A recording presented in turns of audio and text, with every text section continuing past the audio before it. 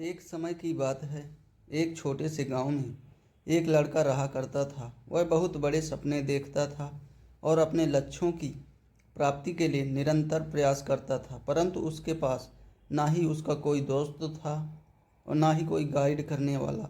उसके परिवार में भी उसके सपनों को समझने वाला कोई नहीं था। इसलिए उसे लगता था कि वह अकेलेपन की जंजीरों से कब बाहर निकलेगा और अपने सपनों को कब पूरा करेगा।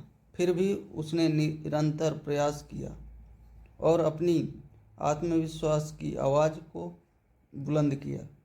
उसकी इच्छा शक्ति और संघर्ष ने उसे सही दिशा में आगे बढ़ने की शक्ति दी। एक दिन उसे अपने गांव के बाहर एक पुस्तकालय का पता चलता है। वह आश्चर्यचकित हुआ क्योंकि उसे पहले कभी ऐसी जगह नज़र नहीं आई थी।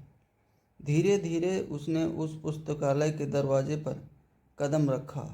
वहां जाकर उसने देखा कि लोग पुस्तकों के बीच खोए हुए हैं और वहां की शांति, पूर्णता और ज्ञान के वातावरण ने उसे संतुष्ट कर दिया।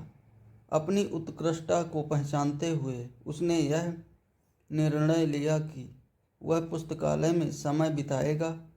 धीरे धीरे वह पुस्तकालय की विभिन्न किताबों को पढ़ने लगा और नई दुनिया की खोज में निकल पड़ा।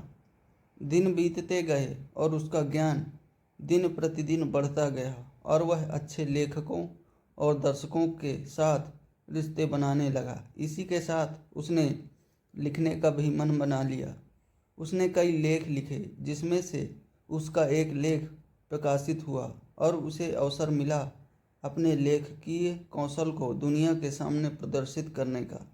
वह लड़का जो कभी अपने अकेलेपन को एक रुकावट समझ रहा था, अब वह एक प्रेरणादायक उदाहरण बन चुका है। लोग उसे इज्जत देने लगे और वह लड़का अपने लक्ष्यों की ओर अग्रसर होने में सफल हुआ। इस कहानी से हमें यह सीख मिलती है कि अकेलापन को एक सुनहरा अवसर बनाने के लिए हमें संघर्ष करना पड़ता है। हमारी संयमिता, समर्पण और मेहनत हमें अपने लक्ष्यों की प्राप्ति की प्रति आगे बढ़ा सकती है। दोस्तों, कहानी कैसी लगी कमेंट में ज़रूर बताएं।